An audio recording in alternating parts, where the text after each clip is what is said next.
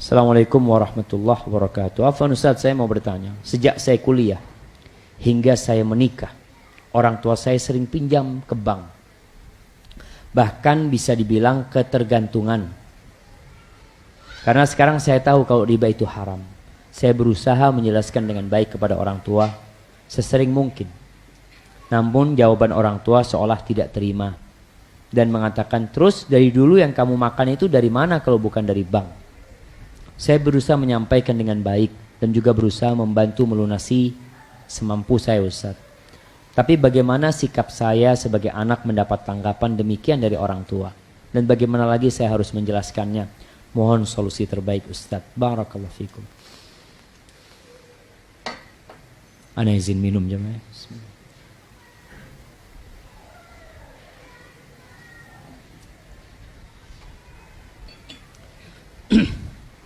Ahibati fillah. Menjelaskan hukum itu mudah. Jam 7 lewat tuh jemaah.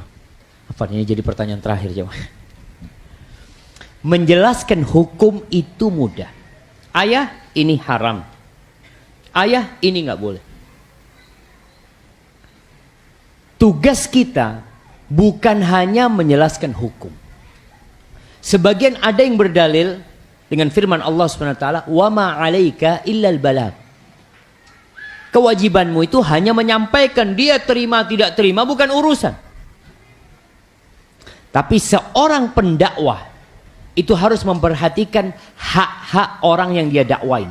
Di antara hak orang yang dia dakwain, yang pertama, orang itu didatangin dimanapun dia berada. Ini bicara dakwah. Didatangin. Yang kedua, dipilihkan cara terindah buat dia. Yang paling cocok caranya apa sih buat orang ini? Oh, orang ini pakai fulus, orang ini pakai ini.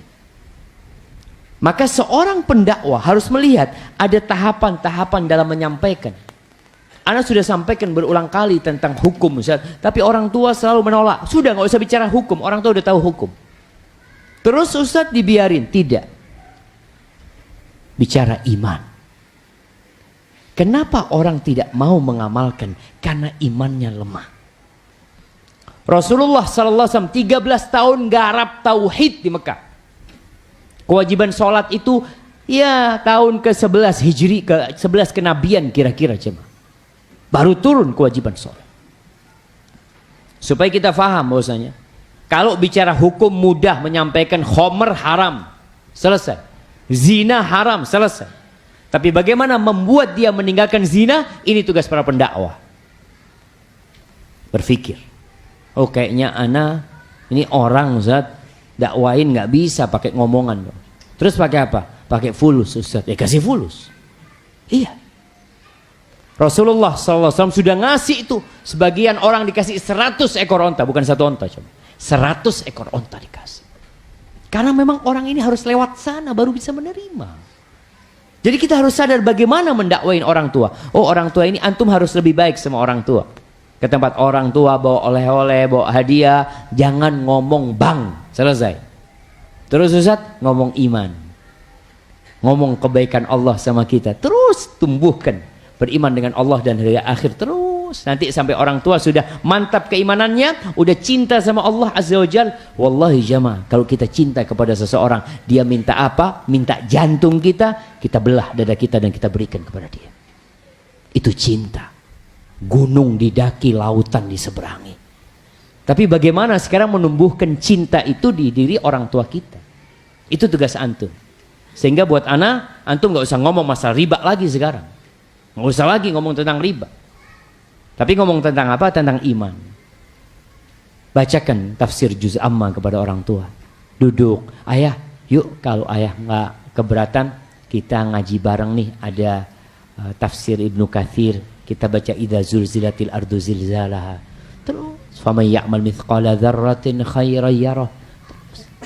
Nanti lama-kelamaan baru antum berbincang lagi. Ayah, menurut ayah gimana sih riba itu? Setelah imannya kuat, riba haram. Dari dulu haram sebenarnya, cuma memang belum mampu meninggalkan.